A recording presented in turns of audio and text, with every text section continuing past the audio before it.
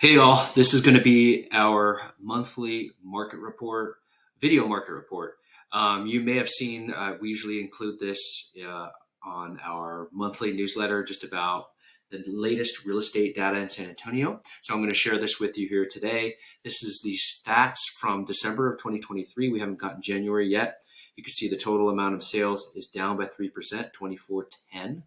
However, the price has remained the same for the average and median price in San Antonio, 373 and 319,113.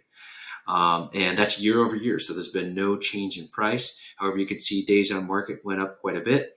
And months of inventory were basically in a neutral market. It's closer to a seller's market than it is a buyer's market. In fact, it's really close to a seller's market.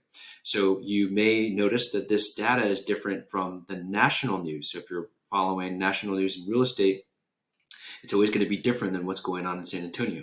You know, San Antonio is the usually your seventh or eighth largest city in the United States, and then usually one or two fastest growing areas in the country. So because of that, and because of all the building that's happening with builders, our particular area tends to be much different than the national numbers.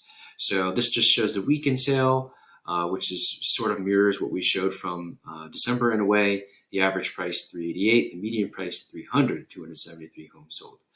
For me personally, I've seen a rise in the amount of showings, the amount of home buyers out there looking at properties, and the amount of offers. We noticed that both with, when I've been helping home buyer clients over the past month find a home, and I've seen that as well on the listing side with the amount of offers and showings that came through. We did an open house 2 weekends ago.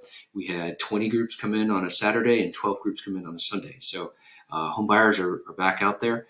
What I've been sharing with others is last year, people that bought or sold homes did that because they needed to. Now we're starting to see home buyers come out because they want to, because they're seeing sort of the writing on the wall, which I'm going to share here with you in a second. So here's an article from CBS that I pulled.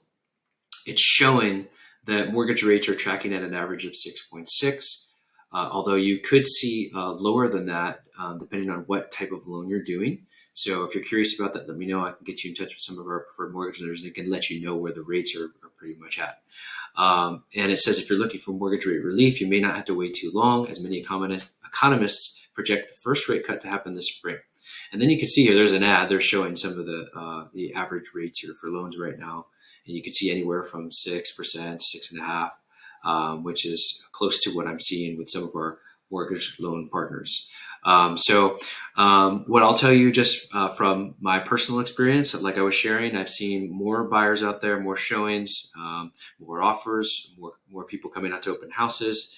I've heard from our mortgage friends that they're having more applications. So what this means, and then again, one thing I will tell you is the Fed has said that they're going to cut rates 4 to 6 times this year, which usually does affect mortgage rates. So when that happens, what usually follows is home prices start to go up. Just because there's less inventory and more demand.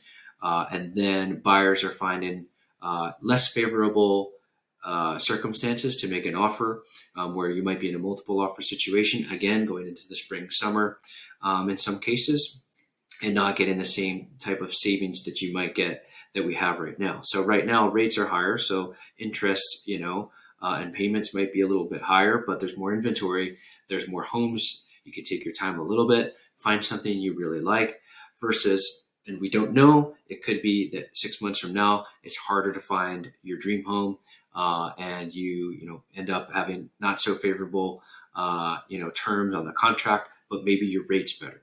So really what I've been telling anybody that's thinking about buying a home is, timing, there's never a perfect time for anything. So really it's what are you trying to do? What are your goals for your family?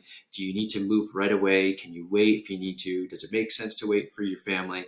But either way, let me know if you have any questions about any of this. I'd be happy to talk this over with you. Whether you're thinking about putting a home on the market here this year in 2024, or you're thinking about buying a home, or you're thinking about building a new home, which I can help with that as well. Always happy to help. You know how to reach me. And if you reply back to this email, that's a great way for us to communicate. Or you can call me anytime, 210-816-4350. Thanks all. Have a good day.